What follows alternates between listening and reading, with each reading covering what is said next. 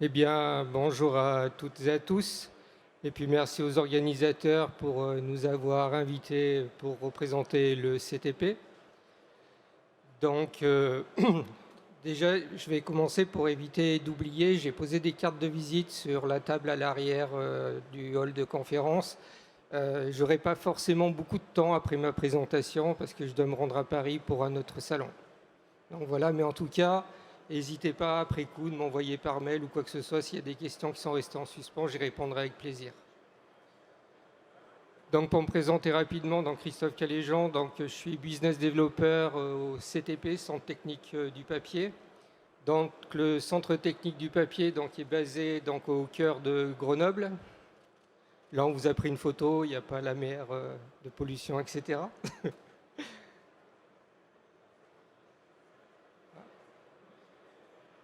A priori, voilà, c'est en train d'arriver. Voilà. Donc le centre technique du papier, donc on a un centre technique industriel, comme il peut en exister plusieurs en France, il y en a à peu près une vingtaine. Donc nous on s'occupe essentiellement de tout ce qui est cellulose, papier, carton.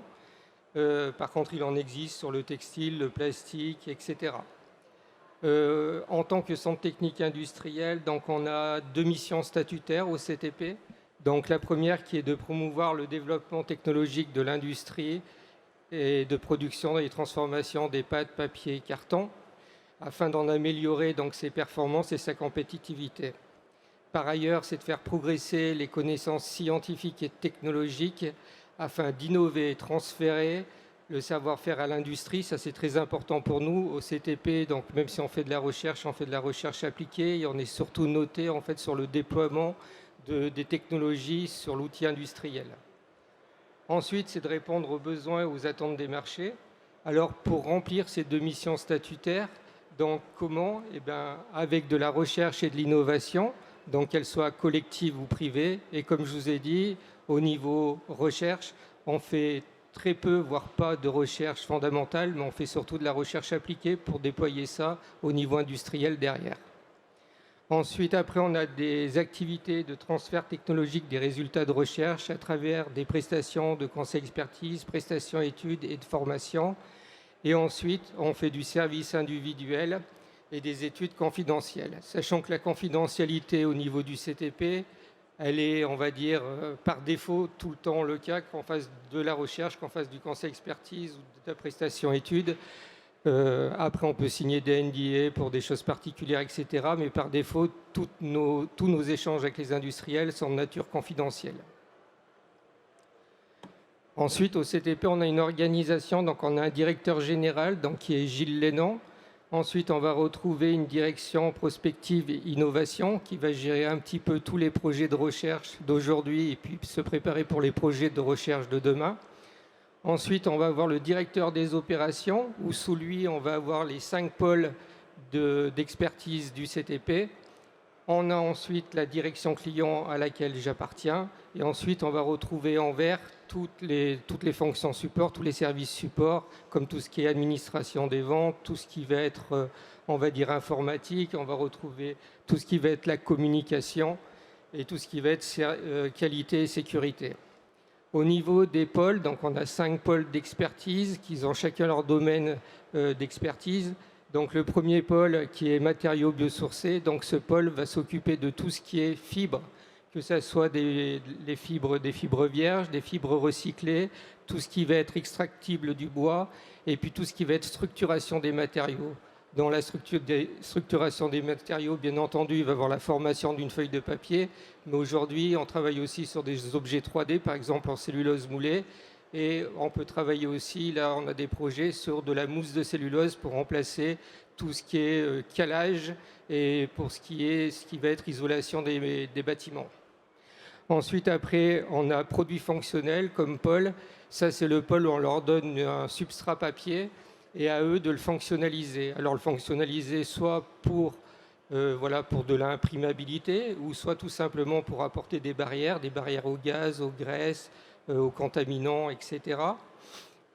Alors, cette équipe, enfin, ce pôle a des personnes qui sont basées donc à Grenoble et des personnes qui sont basées à Douai dans le nord de la France. Les personnes de Grenoble font plutôt du couchage conventionnel et les personnes qui sont basées à Douai travaillent sur les technologies d'impression. Effectivement, on peut fonctionnaliser une feuille de papier à travers des technologies d'impression. Et pourquoi ils sont au nord de la France, à Douai? Tout simplement, quand on fait la carte de France des imprimeurs, il y en a beaucoup autour de Paris et dans le nord de la France. Donc, pour avoir une proximité avec les industriels, c'est pour ça que cette équipe est basée à Douai.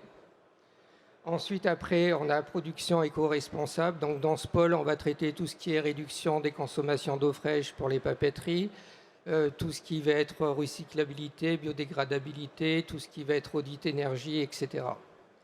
Ensuite, après, on a le pôle aptitude et qualification. Donc là, c'est tous les laboratoires du CTP, donc les laboratoires d'essais physiques, les laboratoires d'essais optiques, les laboratoires d'analyse chimique, analyse microbiologique et analyse sensorielle. Les trois dernières parties de laboratoire donc, travaillent en grande partie pour le contact alimentaire. Donc à 80%, c'est leur domaine d'activité. Et ensuite, après, on a tout ce qui va être bureau d'études et maintenance. Donc là, c'est plutôt un pôle qui travaille en support des autres pôles, tout simplement quand il faut imaginer des nouveaux pilotes, quand il va falloir imaginer des capteurs pour caractériser des choses qui n'existent pas forcément sur le marché. Donc on peut avoir des ingénieurs de recherche qui inventent des nouveaux capteurs pour caractériser certaines choses. Donc, pour vous donner quelques chiffres clés du CTP, donc on a un chiffre d'affaires en 2022 de 10,6 millions. On en avait 10,1 millions en 2021. Et théoriquement, cette année, on devrait être au-delà des 11 millions d'euros. Vous voyez la répartition, en fait, sur la Spire. Donc, au niveau du chiffre d'affaires, il y a 52% qui est réalisé pour des prestations de conseil expertise et 48% qui est réalisé pour tous les projets de recherche, que ce soit la recherche collective par des appels à projets ou soit la recherche collective par rapport à un programme général de recherche collective du CTP qui a des projets propres. Ensuite, au CTP, donc, on est 122 collaborateurs, donc il y a plus de 100 personnes qui sont dans l'opérationnel, effectivement, puisque notre cœur, c'est quand même donc, les experts. Donc, sur ces 100 personnes en opérationnel, vous avez à peu près 50% d'ingénieurs, docteurs ingénieurs et 50% de techniciens de recherche, qui est le plus bas niveau, on va dire, au centre technique du papier. Ensuite, après, on a une parité qui est exemplaire, 61-61. On va dire que voilà, c'est recherché, mais pas à tout prix. Ce qu'on recherche d'abord, c'est des compétences au niveau du CTP. Ensuite, au niveau de la typologie de nos clients, donc on s'adresse à tous les groupes papetiers. Alors vous verrez, on a les groupes papetiers, puis au troisième point, on a les usines de pâte ou de papier carton. Tout simplement, c'est qu'au niveau du groupe, on va surtout être interrogé sur les projets de recherche. Et quand c'est les sites qui nous appellent, c'est plutôt pour des prestations, conseil expertise, prestations études et formations pour répondre à des besoins immédiats. Ensuite, on a tous les fournisseurs de ces industries. On va retrouver bien entendu les transformateurs et imprimeurs, les donneurs d'ordre qui sont de plus en plus présents chez nous depuis ces dernières années, avec des donneurs d'ordre qui viennent de l'agroalimentaire, qui viennent de la pharma, de la cosmétique, de l'industrie, etc. Et ensuite, on va retrouver toutes les industries connexes à notre activité. Et tout ça à l'échelle mondiale, puisqu'on est amené à faire des prestations, mais sur toute la planète. Ensuite, on a créé justement par rapport à l'arrivée des donneurs d'ordre qui nous sollicitent de plus en plus. Donc, on a créé une plateforme qui s'appelle Sol4Pack. Sol4Pack, c'est pour faire de la veille, c'est pour faire du test, c'est pour faire du prototypage et puis pour faire du support.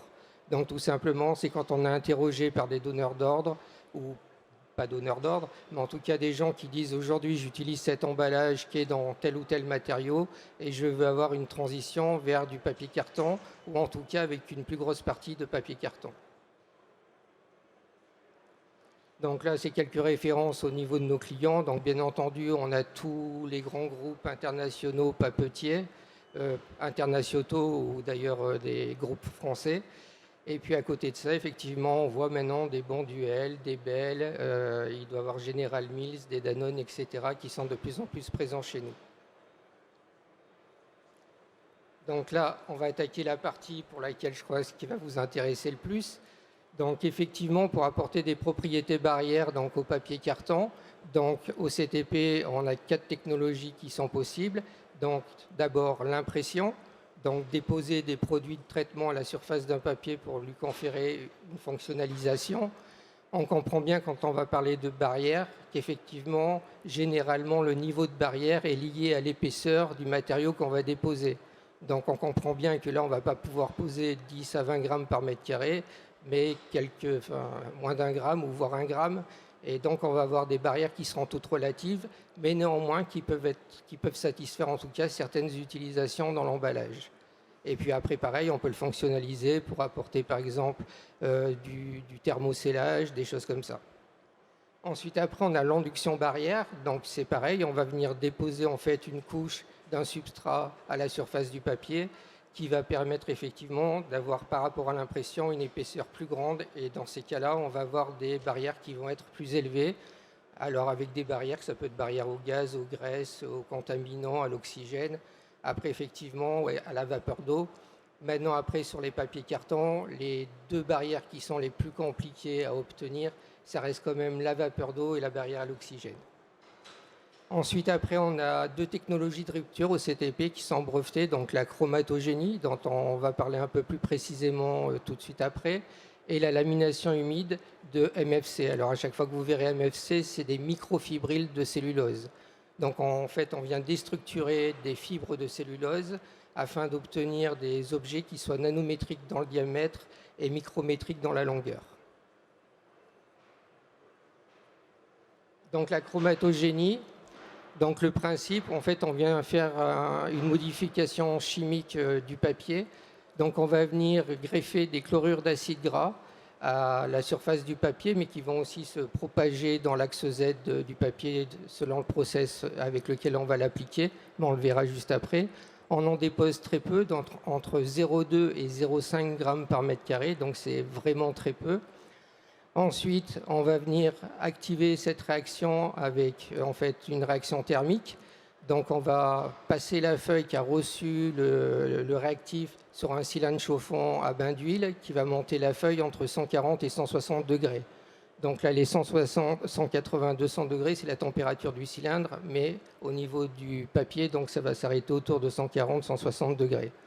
En plus, cette technologie permet d'aller très vite puisqu'en fait le temps de réaction est assez rapide, c'est entre 1 et 4 secondes de contact. On a un pilote au CTP qui peut atteindre jusqu'à 300-400 mètres minutes, pour vous donner une idée. Donc ce qui est vraiment compatible avec des outils de transformation.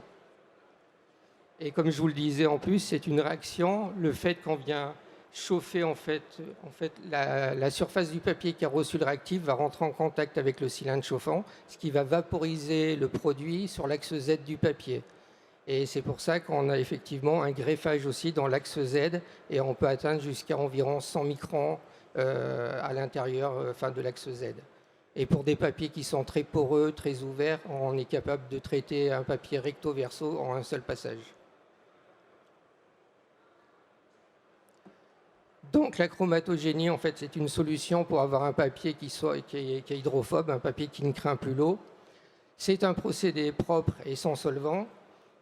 Et en fait, il y a possibilité d'imprimer avant ou après un papier traité en chromatogénie, malgré qu'il soit barrière à l'eau, tout simplement parce que quand on exerce une forte pression sur de l'eau sur la surface du papier, on arrive à le faire pénétrer, puisqu'on ne vient pas modifier la porosité du papier, on vient vraiment greffer les fibres toute seule, et donc on vient vraiment modifier aucune caractéristique du papier, sauf effectivement la barrière à l'eau. Ensuite, après, si le matériau qu'on vient de traiter, il est recyclable et biodégradable avant la réaction, il sera toujours biodégradable et recyclable après. Ça ne vient pas modifier ces aspects-là. Donc là, tout simplement, une petite vidéo.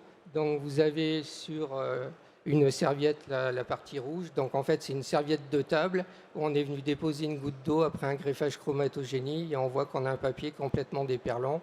et l'eau roule sur la serviette. Ensuite, à côté, c'est une application un peu plus poussée où on est venu en fait déposer un PVOH, donc une couche de PVOH, et ce PVOH, on est venu le traiter en chromatogénie. Tout simplement, le PVOH va apporter des barrières au gaz, aux graisses et aux contaminants qui sont assez bonnes. Néanmoins, le PVOH, avec l'eau, en fait, il va venir se dissoudre. Le fait que la chromatogénie, en fait, vient se greffer sur les liaisons OH de la cellulose, donc là, un alcool polyvinylique donc a des liaisons OH, donc la chromatogénie fonctionne très bien aussi. Et donc là, on va pouvoir avoir un papier qui est barrière à l'eau, qui est barrière au gaz, aux graisses et puis aux contaminants. Donc ça, c'est simplement un petit plan, un petit schéma rapide de notre pilote au CTP. C'est tout simplement pour montrer que c'est vraiment pas sorcier. Donc on a tout d'abord un dérouleur. Donc la feuille va d'abord passer sur, on voit deux petits modules infrarouges en orange qui sont notés en orange sur le schéma. Derrière, après, avec un anilox, on va venir déposer la quantité de chlorure d'acide gras suffisante, donc entre les 0,2 et les 0,5 grammes par mètre carré. Et ensuite, après, on voit le cylindre chauffant à bain d'huile qui va permettre de faire la réaction. Derrière, s'il y a du réactif qui n'a pas réagi, c'est pour ça qu'on vient flusher avec une lame d'air à 200 degrés, on vient flusher la surface du papier pour éliminer le réactif qui n'aurait pas réagi. En fait, tout simplement, ça s'apparente à une technologie d'impression.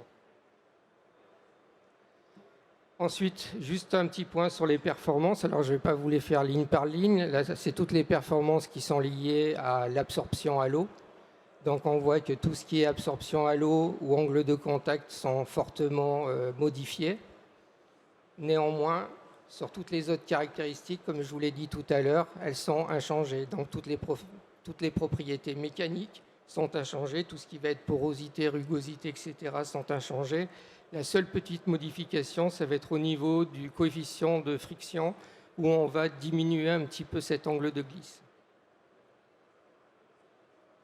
Donc ensuite, c'était le cas particulier donc, du PVOH. Donc l'objectif, c'est de développer en fait des matériaux avec des bonnes propriétés barrières, avec la combinaison de deux opérations. Donc on vient appliquer une couche de PVOH à la surface du papier, et comme je vous ai dit tout à l'heure, ensuite on vient le greffer en chromatogénie pour obtenir toutes les barrières. Là, c'est pareil, au niveau de toutes les caractéristiques qui sont liées à l'absorption, on va les voir fortement diminuer. Et comme le PVOH apporte des barrières à l'oxygène, à la vapeur d'eau et aux graisses, donc c'est pour ça qu'on a rajouté quelques lignes sur ce tableau.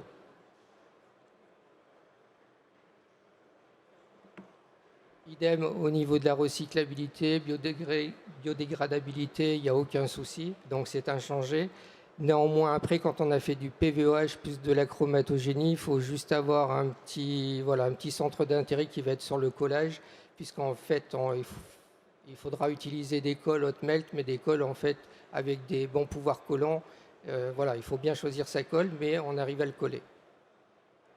Sachant qu'après, il y a la ligne du dessous qui est quelque chose qui est aussi un avantage du PVOH plus chromatogénie, c'est qu'on arrive à le souder à l'ultrason. Donc là, pour le coup, sans colle. On aura un exemple juste après. Donc justement, on a eu un projet avec Citeo, donc le projet BioCup, où l'objectif était de faire des cups en éliminant le PE à l'intérieur et l'extérieur de ces cups. Et on a remplacé à l'intérieur de la cup le PE par du PVOH plus de la chromatogénie. Et là, ce que vous voyez, la cup qui est sur le côté, en fait, elle a été effectivement faite sans colle. Donc on a soudé tout ça à l'ultrason, le fond de la cup, et la soudure longitudinale a été faite donc au soudage ultrason. Donc l'objectif aussi de ce projet, c'était de substituer le PE, mais pas à n'importe quel prix, avec un objectif de prix qui devait être inférieur ou égal donc à la référence qui était le PE extrudé. Et donc c'était le pari tenu. Et donc au niveau recyclabilité, biodégradabilité, on voit qu'on est au vert. Et puis par rapport au pourcentage de fibres, eh ben, on a un gros pourcentage de fibres puisque finalement il n'y a que la couche de PVOH qui vient en fait modifier le pourcentage de fibres par rapport à un papier tout seul. Donc ensuite je vais vous parler de la lamination humide de microfibrilles de cellulose.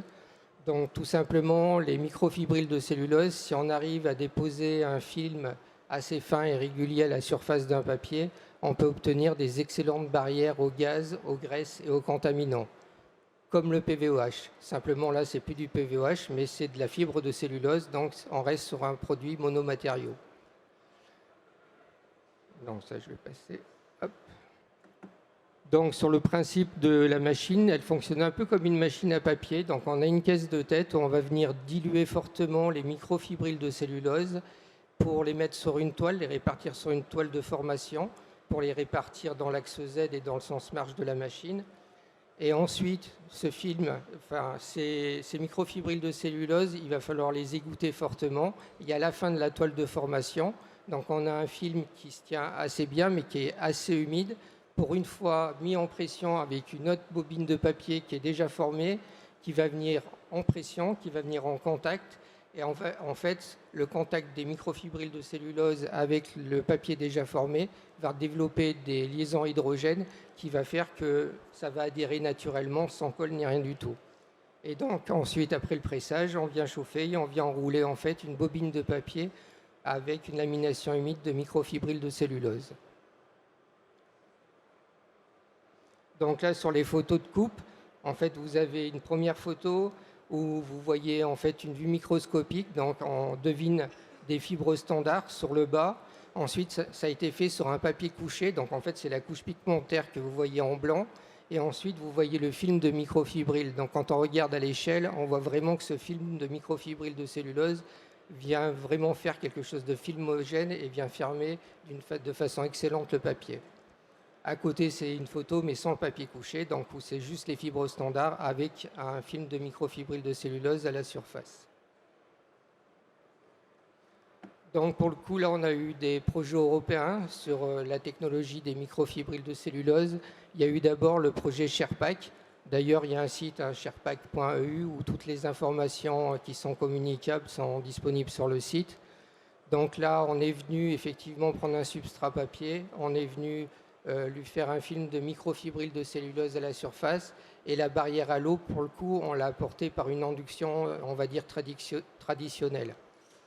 Ensuite, sur ce projet, il y avait une autre brique, c'était d'imprimer une grille avec des substances un peu particulières pour renforcer la rigidité du pack. Mais sur le principe de cette présentation, c'était surtout de vous dire, voilà, il y a eu un projet européen sur les microfibrilles de cellulose plus une induction traditionnelle. Et ensuite, on a eu un deuxième projet européen, donc c'est le WIZ, où là, on a combiné les deux technologies du CTP, donc la microfibrille de cellulose, le film de microfibrille de cellulose, additionné avec la chromatogénie.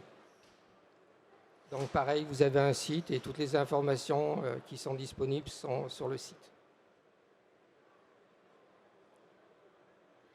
Alors là, on a parlé d'objets plans. Maintenant, on va parler d'objets 3D parce qu'effectivement, ces microfibrilles de cellulose, donc on a eu un projet qui s'est terminé l'an dernier, donc qui avait pour but en fait de déposer des microfibrilles de cellulose sur des objets 3D, donc en cellulose moulée.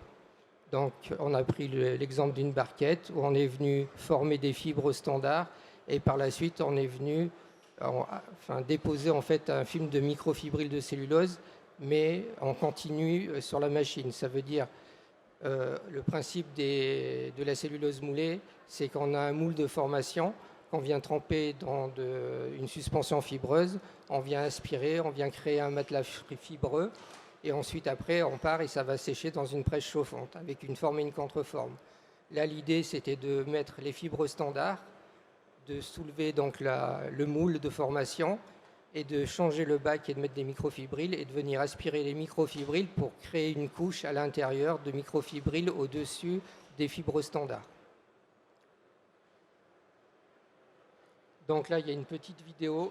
Alors, je ne sais pas si elle se lance avec ça. Non. Bah, c'est dommage. Ah si, voilà, ça va partir. Donc là, c'est un test qu'on fait vraiment au pied du pilote. Tout simplement, ça c'est de l'huile qui était teintée en rouge, de l'huile Isio 4 pour ne pas faire de pub. Et donc c'est un petit test rapide, on laisse pendant 2 minutes la goutte.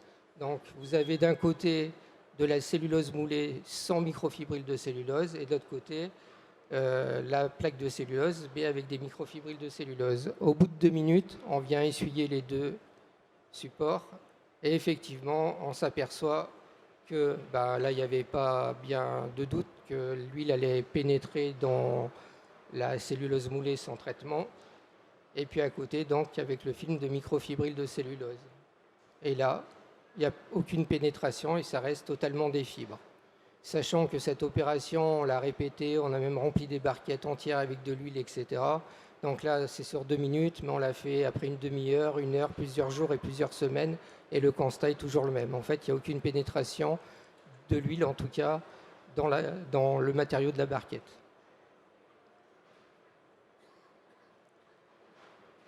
Donc au niveau des performances, si on regroupe un petit peu toutes les technologies d'aujourd'hui et de demain du CTP, donc la chromatogénie, pour résumer, c'est une excellente barrière à l'eau, donc à l'eau liquide et pas à la vapeur d'eau, je m'entends bien.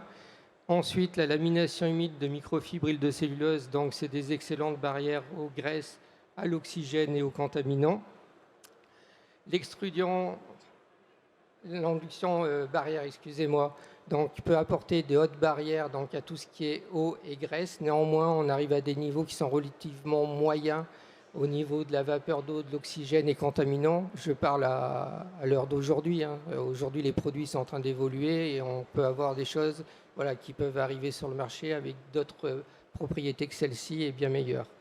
Ensuite, après, la combinaison de l'induction PVOH plus chromatogénie. Donc on a une barrière, alors là vous allez me dire c'est bizarre, vous avez une barrière moyenne à l'eau quand la chromatogénie toute seule était une autre barrière à l'eau. C'est tout simplement comme avec la lamination humide après, c'est comme on est venu fermer le matériau à la surface. Quand on va venir le traiter en chromatogénie, le traitement dans l'axe Z, il ne se fait plus aussi efficacement, voire il ne se fait plus du tout. Et c'est pour ça qu'on perd effectivement de l'hydrophobicité du support à cause de la fermeture du matériau. Donc, ce qui nous donne des barrières relativement moyennes dans l'eau, vapeur d'eau, mais des excellentes barrières aux graisses, à l'oxygène, aux contaminants, et ça pour induction PVOH ou lamination humide de microfibrilles de cellulose plus chromatogénie. Ensuite, demain, au CTP, pour vous donner une idée, la chromatogénie, aujourd'hui, je vous ai dit, on dépose entre 0,2 et 0,4 grammes par mètre carré. Faut savoir qu'il y a à peu près une dizaine d'années, on déposait entre 4 et 5 grammes par mètre carré. Aujourd'hui, on a divisé plus que par 10 la quantité pour avoir une efficacité meilleure. Donc, on n'arrête pas de progresser sur ces technologies et on est fortement encouragé en tout cas à obtenir des hautes barrières à tout demain. Donc là, sur un point de vue plutôt environnemental, donc si on place la chromatogénie, c'est recyclable, biodégradable, c'est biosourcé, c'est 100% de matière cellulosique. Les inductions barrières, après tout dépend parce que selon les produits qu'on utilise, ça peut aussi avoir des conséquences sur la recyclabilité et la biodégradabilité. C'est pour ça qu'on a mis soit du rouge, soit du vert parce que en fonction du produit, il peut avoir une incidence. Par contre, tout ce qui est induction PVOH plus chromatogénie ou lamination humide plus chromatogénie, effectivement, c'est recyclable, biodégradable. Et quand on est dans la lamination humide de microfibrilles de cellulose plus chromatogénie, on a vraiment un matériau 100% biosourcé, un matériau qui est 100% donc, de matière cellulosique. Et puis après, au niveau de l'aptitude au contact alimentaire, je vous ai mis une colonne, tout simplement. Alors, tout ce qui est chromatogénie, on va dire qu'il y a des travaux en cours. On a déposé une pétition auprès du BFR, déjà dans un premier temps, pour avoir l'aptitude au contact alimentaire du PVOH plus la chromatogénie. Tout simplement, comme on vient faire un greffage, un véritable greffage, donc c'est une nouvelle substance. Et au niveau des réglementations, en tout cas pour le contact alimentaire européenne ou française, en fait, on travaille avec des listes positives. Et donc, à chaque fois qu'on veut utiliser une nouvelle substance en contact des aliments, il faut faire un dossier auprès des autorités pour avoir un agrément de cette substance. sachant que c'est un gros travail. Donc nous, ça nous a pris environ 3 ans, parce que vous pouvez faire des tests toxicologiques qui prennent 9 mois pour avoir le résultat, et vous ne pouvez pas avancer dans vos autres analyses tant que vous n'avez pas le résultat de ces 9 mois d'attente. Donc là, on a déposé ça donc, au fin du printemps de cette année, et on devrait avoir un retour d'ici la fin de l'année. Donc on attend le retour, où on est plutôt confiant, puisqu'on a déjà eu des premiers échanges et a priori on a tous les voyants ouverts.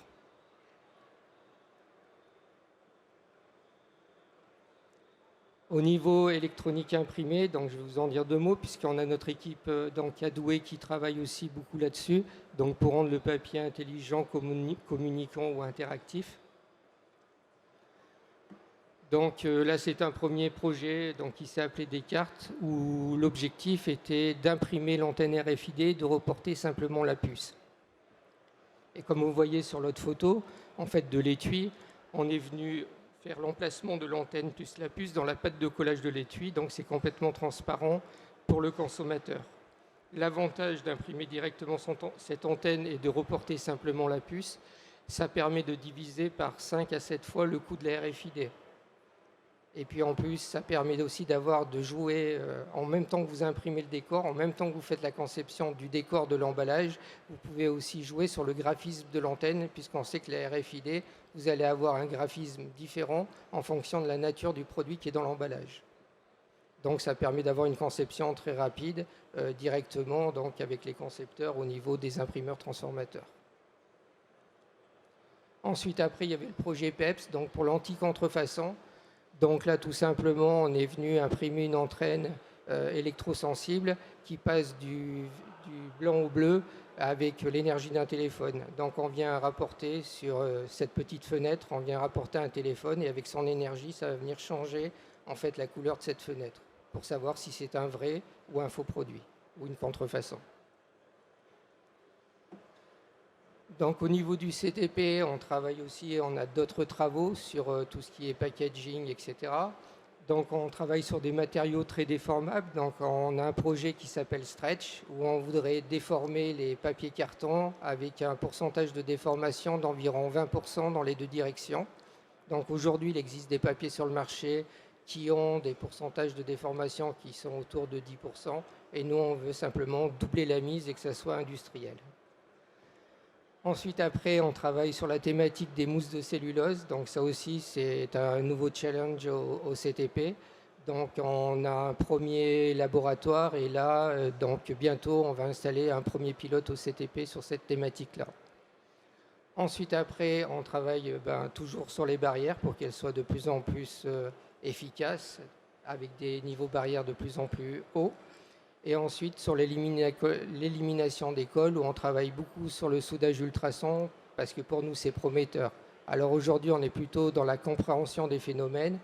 Il y a des choses qui se soudent très bien. Par exemple, si vous prenez des papiers couchés, vous arrivez à les souder très bien. Si vous prenez le PVOH plus la chromatogénie, on arrive à les souder très bien.